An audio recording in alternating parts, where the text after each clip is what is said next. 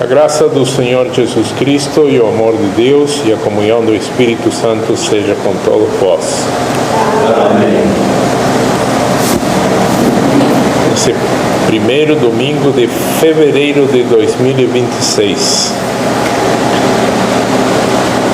Queria iniciar com a passagem de Salmo, capítulo 15, versículo 1.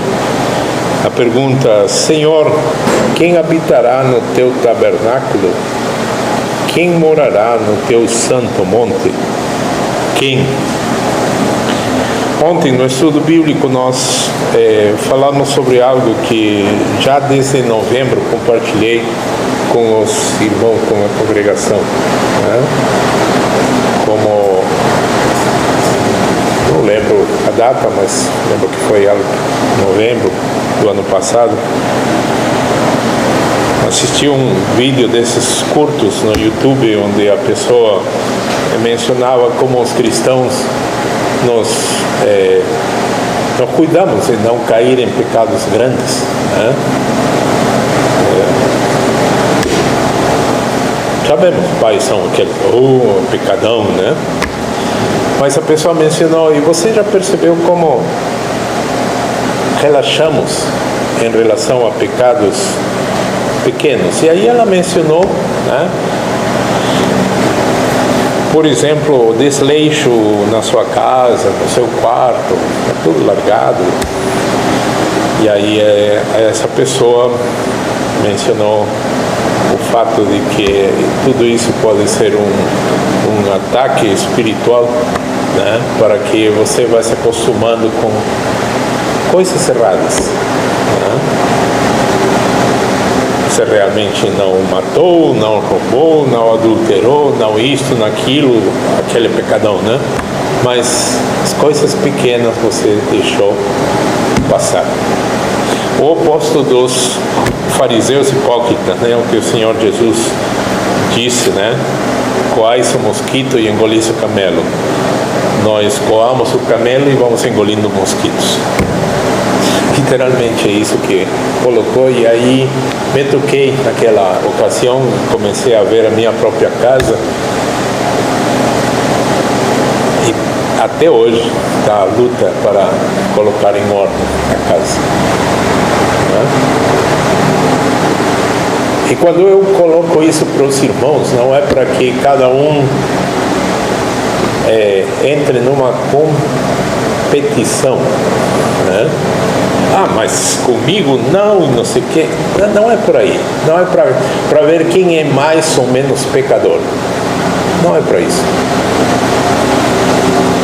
Quando eu compartilhei foi assim como quando eu prego. A palavra é lançada. A palavra diz: lança a tua semente, porque tu não sabes se essa ou aquela vai produzir, né? Basicamente, como cristãos, nós cuidamos de grandes transgressões, né? Mas aí mesmo no livro de Salmos, no Salmo 19, né? No versículo 12, Salmo 19, versículo 12, encontramos: quem pode entender os seus erros? Expurga-me tu dos que me são ocultos. O que isso nos indica? Nos indica que exatamente, né? A gente coa, né? O camelo, coa um elefante. Não, isso aí não, né? Mas e os mosquitos? Né? Somos opostos aos fariseus. Ótimo. Mas eu insisto, e os mosquitos? Expurga-me tu dos que me são ocultos, dos pecados ocultos, né? E aqui nos faz lembrar pecados ocultos. Pecados ocultos. E nos faz lembrar de uma história que aconteceu lá no Antigo Testamento. Mas antes de abrirmos o Antigo Testamento, eu quero que vejamos o que está escrito em Romanos capítulo 15. Romanos 15, versículo 4. Onde o apóstolo nos diz: porque tudo o que dantes foi escrito, para o nosso ensino foi escrito, para que pela paciência e consolação das Escrituras tenhamos esperança. Isso tem íntima relação com o que o próprio apóstolo Paulo escreveu na seguinte carta, a carta aos Coríntios 10, 11. Na verdade, do versículo 6 a 11. Essas coisas foram-nos feitas em figura, para que não cobicemos as coisas más como eles cobiçaram. Não vos façais, pois, idólatras como alguns deles, conforme está escrito: o povo sentou-se a comer e a beber e levantou-se para folgar. E não nos prostituamos como alguns deles se fizeram e caíram num dia 23.000. E não tentemos a Cristo, como alguns deles também tentaram e pereceram pelas serpentes. E não murmureis, como alguns deles murmuraram e pereceram pelo destruidor. Versículo 11. Ora, tudo isso lhes sobreveio como figuras e estão escritas para aviso nosso, para quem já são chegados os fins dos séculos. Então, Romanos 15, 4 e 1 Coríntios 10, especificamente o versículo 11, estão intimamente ligados. É uma advertência, está dizendo que tudo aquilo que foi lá no passado é uma advertência para que a gente não caia nas mesmas armadilhas, nos mesmos erros. E eu mencionei algo que tem relação com o que está escrito lá em Salmo 19, 12. Livra-me dos que me são ocultos, dos pecados ocultos. E quando falamos em pecados ocultos, imediatamente vem um exemplo bem claro do Antigo Testamento. E é justamente por isso que mencionei Romanos 15, 4 e 1 Coríntios 10, 11. Tudo isso foi escrito para advertência nossa. O que é essa ocasião horrível que aconteceu no Antigo Testamento? Josué capítulo 7. Josué capítulo 7. Onde nós encontramos o registro da ocasião em que Israel estava entrando na terra prometida e havia uma cidade tão pequena como o seu nome. Como assim? Ai. A cidade de Ai, né? E era realmente uma cidade pequena, tanto que os hebreus que estavam entrando debaixo da liderança de Josué diziam: são 4 gatos pingados, manda aí uns quantos e acaba com essa cidade. E aí Josué foi lá, né? E Israel perdeu. E aí Josué rasga as suas vestes e se prostra em terra perante a arca do Senhor até a tarde, né? E começam a clamar: por que, Senhor, por que aconteceu isso, né? E aí no versículo 10, então disse o Senhor a Josué: levanta-te, porque estás prostrado assim sobre o teu rosto? Israel pecou e transgrediram a minha aliança que eles tinham ordenado e tomaram do anátema, daquilo que é amaldiçoado, e furtaram e mentiram e debaixo da sua bagagem o puseram. E aí ficamos pensando: Israel fez isso? E nós sabemos essa história desse pecado oculto, né?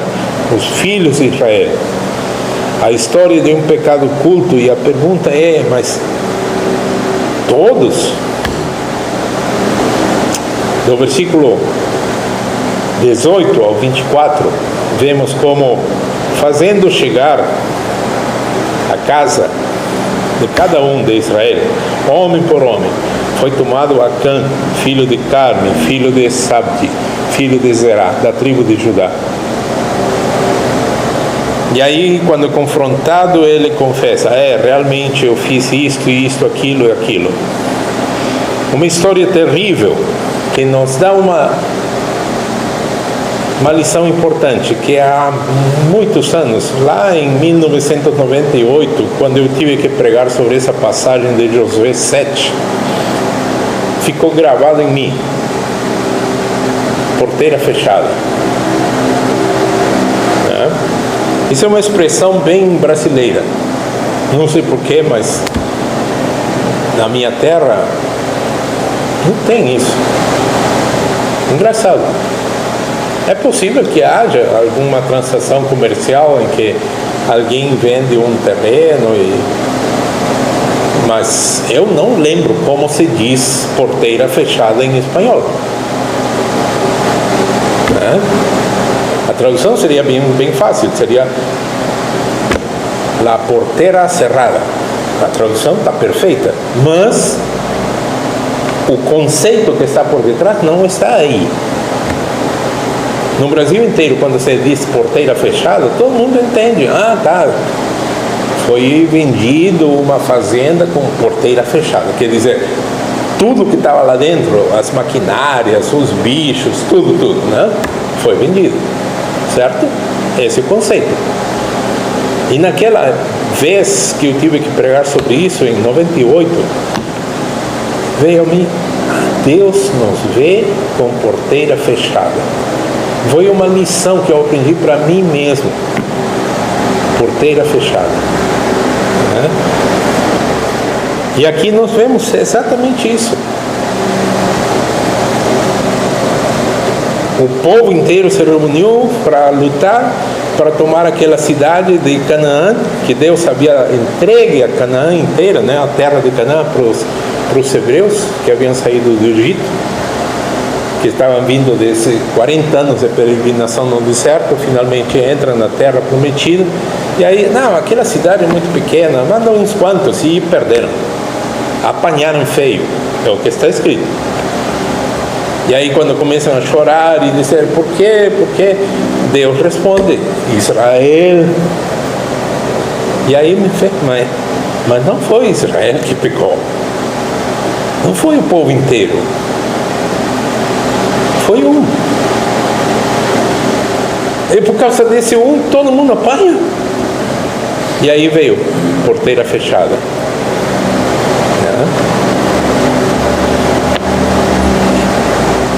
Por que mencionei Romanos 15, 4, 1 Coríntios 10, 11?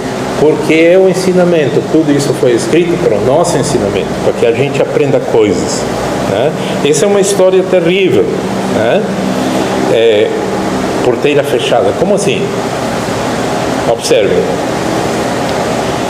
Então Josué enviou mensageiros, versículo 22 em diante, que foram correndo à tenda, e eis que tudo estava escondido na sua tenda, e a prata por baixo, na tenda de Acã.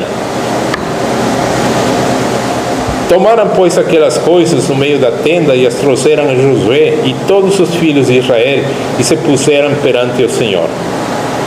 24. Então Josué e todo Israel com ele tomaram Acã, filho de Zerá, e a prata, e a capa, e a cunha de ouro. Ponto. Não termina aí. Observem.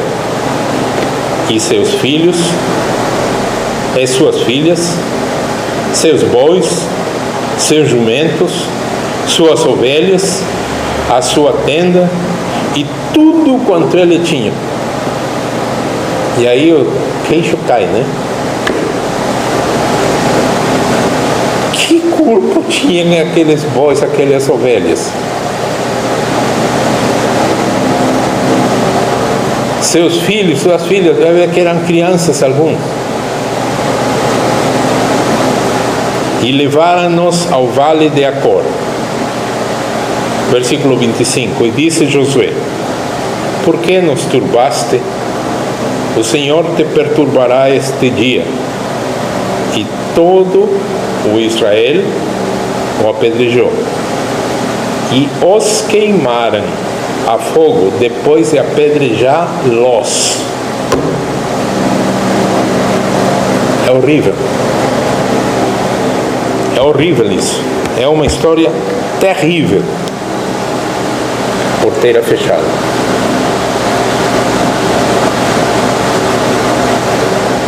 Mas o apóstolo Paulo nos ensina claramente aí em Coríntios 10:11 e em Romanos 15:4, né? Que tudo isso foi escrito para o nosso ensino, para a nossa advertência, né? E em Romanos 6, de 1 a 4, nós vamos encontrar o seguinte: que diremos, pois? Permaneceremos no pecado para que a graça abunde? De modo nenhum. Nós que estamos mortos para o pecado, como viveremos ainda nele? Ou não sabeis que todos quantos fomos batizados em Jesus Cristo, fomos batizados na sua morte? De sorte que fomos sepultados com ele pelo batismo na morte, para que, como Cristo foi ressuscitado entre os mortos pela glória do Pai, assim andemos nós em novidade de vida. Andemos nós também em novidade de vida. Pecaremos então? De jeito nenhum. Todavia, encontramos alguma argumentação a favor da impunidade. Não dá nada, né? Isso está se espalhando entre a própria cristandade. Não. Também não pode ser assim tão radical. Não é bem assim. Deus é amor. E insistem nessa questão, tá? E essa argumentação a favor da impunidade entre aqueles que se chamam cristãos aparece quando mencionam que existe até o caso de grandes pastores que caíram diante de pecados que causaram escândalos muito comentados pela mídia. Mas até pastor, capaz que não é homem. E aí mencionam até pastor fulano, e não aconteceu nada, não deu nada, né? Não deu nada. E aí nós vamos para um salmo, o Salmo 73, onde está escrito como existem pessoas que prosperam, né? No versículo 8 do Salmo 73. São corrompidos e tratam maliciosamente da opressão, falam arrogantemente, põem as suas bocas contra os céus e as suas línguas andam pela terra. Por isso o povo dele volta aqui e águas de copos cheios eles espremem. E eles dizem: como sabe Deus? Há conhecimento no Altíssimo. Eis que estes são ímpios e prosperam no mundo, aumentam em riquezas.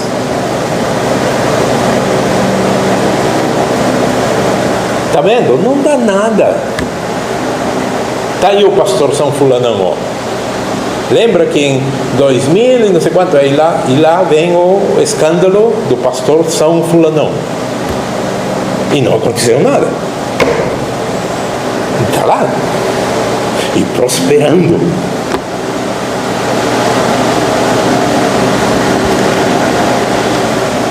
E aí eu lamento, versículo 13: na verdade que em vão tenho purificado o meu coração e lavei as minhas mãos na inocência, pois todo dia tenho sido afligido e castigado pela manhã. Se eu dissesse, falarei assim, eis que ofenderia a geração dos teus filhos. Quando eu pensava em entender isto, foi para mim muito doloroso. quando eu tenho me confrontado em uma situação dessas, aí me colocam como exemplo: olhe para a sua vida, pastor. O que o Senhor tem? E a minha resposta é: nada. Não tenho. Nesse instante, nem carro mais tenho. Né? Casa com piscina? Não. É um chalé de madeira. Então, comparado com aqueles pastorzões, bichões, eles prosperam, aumentam em riqueza. Versículo 12. Só que o versículo 12 de Salmo 73 diz: eis que estes são ímpios. No versículo 17: até que entrei no santuário de Deus, então entendi eu o fim deles. Versículo 18: certamente tu os pusestes em lugares escorregadios, tu os lanças em destruição. Eu queria estar nos pés deles? Não, de jeito nenhum. Não dá nada, aparentemente. Vamos para Hebreus. Hebreus capítulo 12, página 1317. Hebreus 12, versículo 8. Mas, se estais sem disciplina, da qual todos são feitos participantes, se estais sem disciplina, sois então bastardos, não filhos. Não dá nada, realmente não dá nada. Tem alguns aí que sim, pintam e bordam e continuam prosperando, se dão bem na vida. Está vendo? Não dá nada. Se estáis sem disciplina, isso mostra uma coisa só: a prosperidade não é prova de comunhão com Deus. A prosperidade não é prova de comunhão com Deus. Vamos retroceder Hebreus 11, 38. Dos quais o mundo não era digno. Homens, mulheres, dos quais o mundo não era digno. Errantes pelos desertos e pelos montes, pelas covas e cavernas da terra. Homens dos quais o mundo não era digno. Não tinham nada.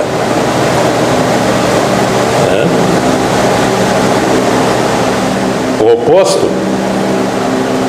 a ausência de prosperidade, é possível que sim seja uma prova de comunhão com Deus. A prosperidade não é prova de comunhão com Deus.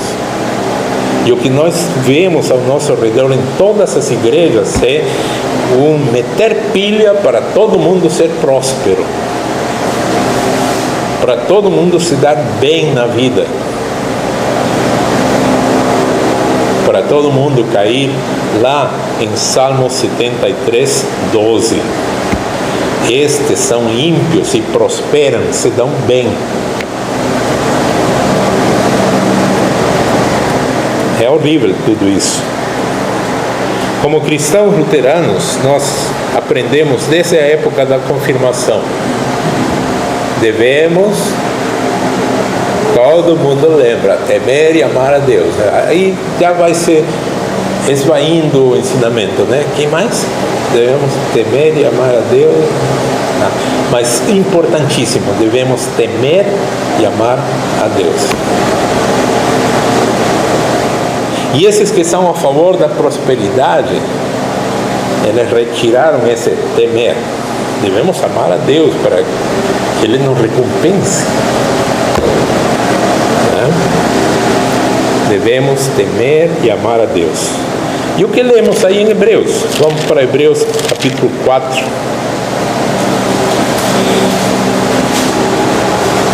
versículo 1: temamos, pois, que porventura, deixada a promessa de entrar no seu repouso, pareça que algum de vós fica para trás. Não que isso vai acontecer, tá? Não vai. Nem que você queira. Como assim, pastor, nem que você queira? Paulo escreveu aos Romanos: quem nos poderá separar do amor de Deus? E aí ele menciona uma lista: nem isso, nem aquilo, nem potestades. Potestades, entre potestades aí tem o chefão deles, o próprio inimigo das nossas almas, e nem ele pode nos separar do amor de Deus. Portanto, nem você querendo vai poder se separar. O que acontece?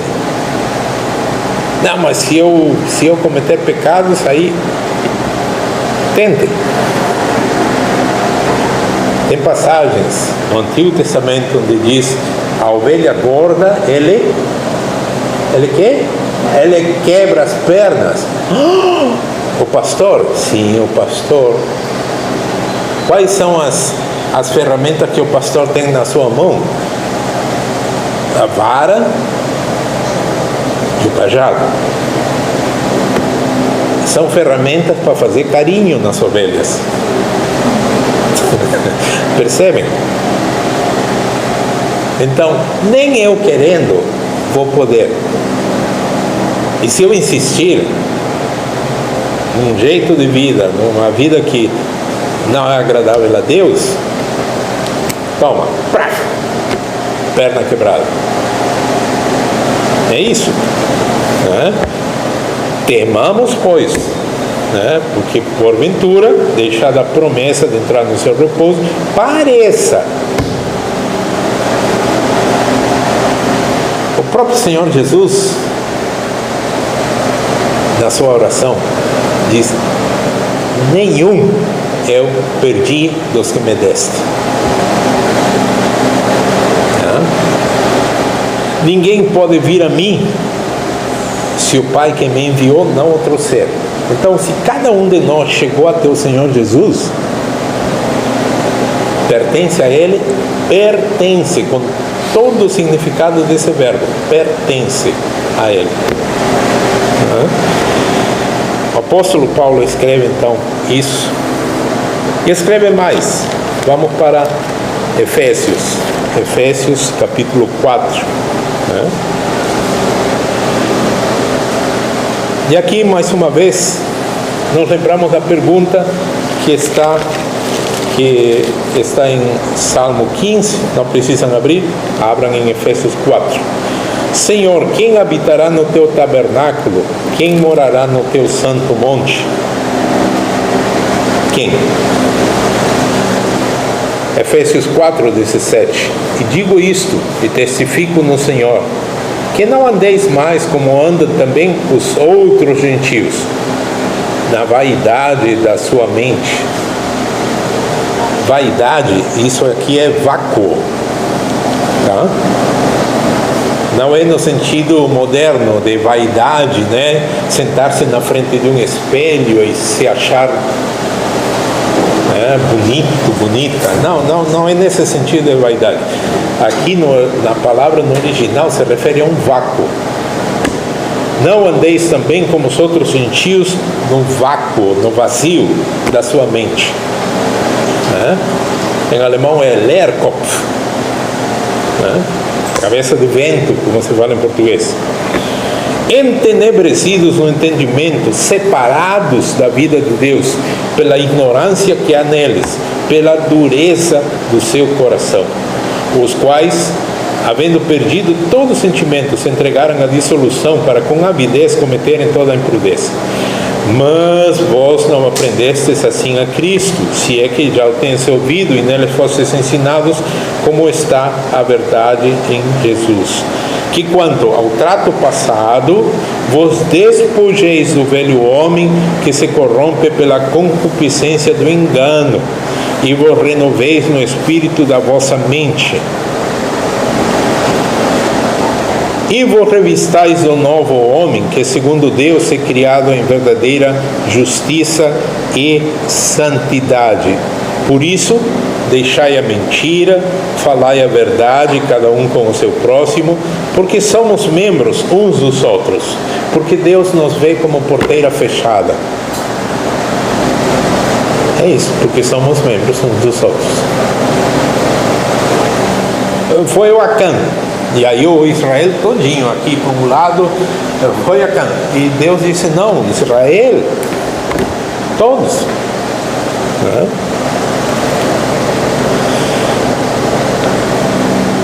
Vamos continuar, versículos 30 a 32. Não entristeçais o Espírito Santo de Deus, no qual estáis selados para o dia da redenção. Você está selado. Não fique com medo, não fique preocupado. Você está selado. Você é a ovelha do Senhor. Ai, mas a minha patinha eu não quero que ninguém quebre. Ótimo. Devemos temer. Temamos, pois.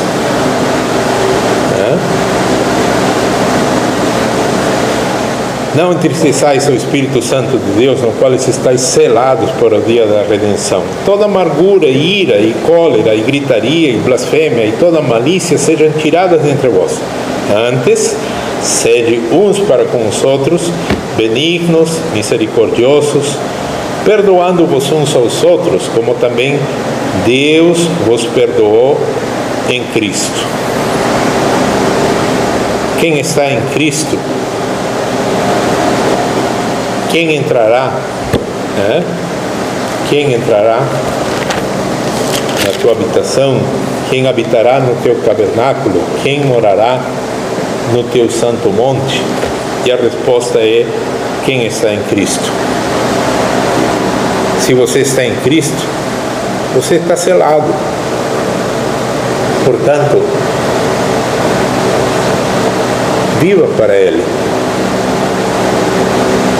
Não mais como antigamente, Devemos largar tudo isso.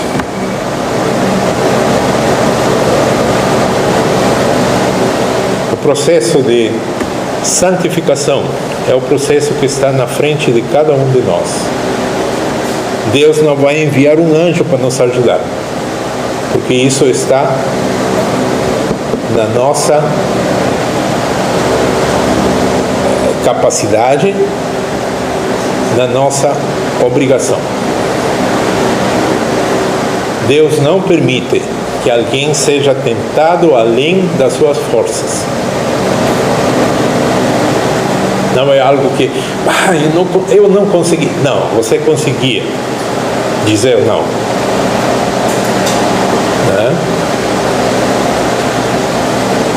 Então diga não a um monte de coisas. Aquele que quiser vir após mim, tome a sua cruz e negue-se a si mesmo a cada dia. Esse negar a si mesmo é negar as nossas próprias vontades. É uma vontade, mas isso é pecado. Diga não. Você pode fazer isso. É a obrigação de cada um de nós. Temamos, pois, nos escreve o apóstolo.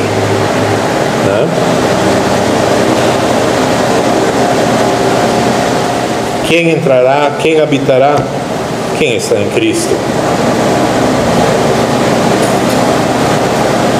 O Senhor vai perder muitos pelo caminho? Não.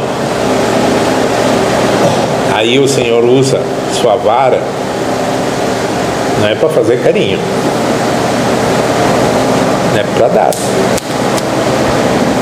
E o seu cajado, o cajado tem uma ponta curva, para pegar pelo pescoço. Vem. Melhor coisa é andar no trilho que Ele já nos estabeleceu. cada um de nós sabe. Se você está em Cristo, viva para Ele. Não entristeça o Espírito Santo de Deus, no qual você está selado para o dia da redenção. Que esse sermão, né, de exortação acompanhe cada um de vocês. Estamos já passou um mês do ano de 2026. Não é mais o tempo de estar, não dá nada, dá sim. A cada dia estamos mais perto. Que data o Senhor vai vir, nós não sabemos, mas que Ele vai vir, Ele vai vir.